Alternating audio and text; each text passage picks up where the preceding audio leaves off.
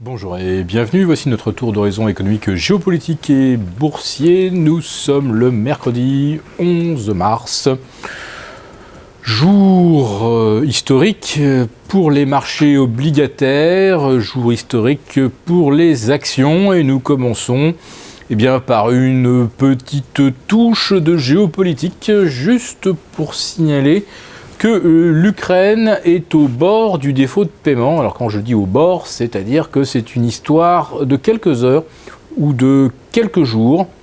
Rappelons que la monnaie locale a déjà perdu 60% depuis un an, que le taux d'inflation est à 28,5%, que c'est devenu incontrôlable, que le pays est incapable de se refinancer et qu'il va falloir donc que l'Europe mette au pot entre 15 et 17 milliards tout de suite là. La question est d'où allons-nous sortir cet argent ?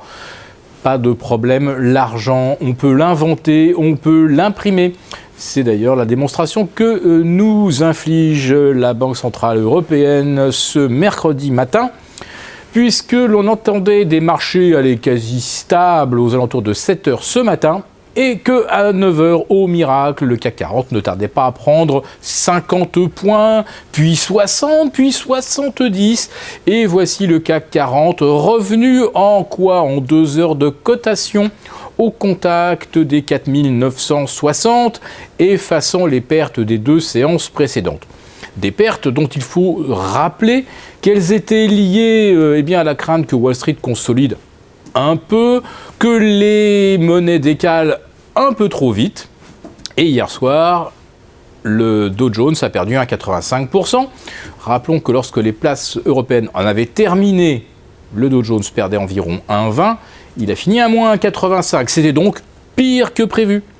Rajoutons que les indices européens avaient clôturé au plus bas, donc un indicateur techniquement baissier, sans parler du bazar sur le Forex avec un euro perdant 1,5% et qui semble maintenant parti en chute libre en direction de la parité. Ce matin, au miracle, voilà le CAC 40 qui gagne 1,7, 1,8. Il en va de même pour la plupart des indices européens. Et le DAX établit un nouveau record historique absolu, tout près des 11 700 points. Le CAC un peu à la traîne n'est pour l'instant qu'à 11 500 sur le Global Return. Comment ce miracle de hausse est-il possible ? Vous l'avez compris, c'est l'injection de la BCE avec un seul mot d'ordre, acheter. En fait, il peut se passer n'importe quoi sur le front géopolitique, il peut se passer n'importe quoi sur le Forex. Désormais, le mercredi, c'est jour de hausse pour les marchés. Souvenons-nous qu'il y a 2 ans de cela, avec le quantitative easing de la Fed, nous avions eu 19 mardis consécutifs de hausse. Tous les mardis, la Fed injectait, donc vous pouviez avoir n'importe quoi de mauvais chiffres, de bons chiffres, des résultats en baisse, des tensions internationales. De toute façon, le marché montait.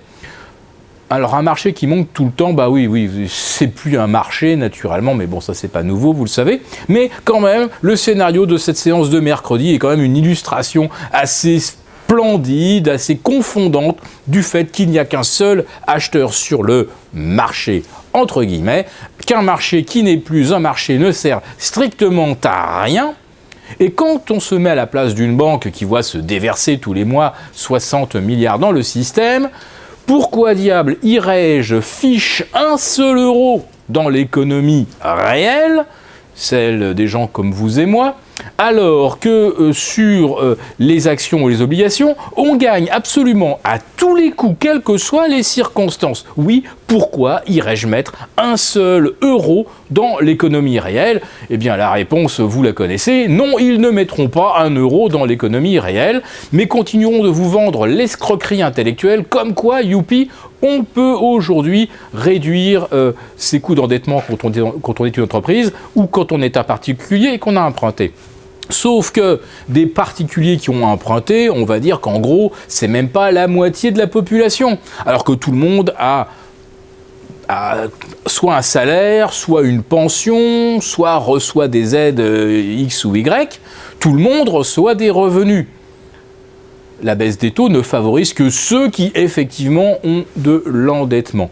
Or aujourd'hui, cet endettement sert majoritairement non pas à investir pour une entreprise, mais à racheter des titres, non pas à investir dans l'économie réelle, mais lorsque les taux sont très bas, on peut acheter à crédit de façon illimitée des actions. La boucle est bouclée, mais ça va exploser.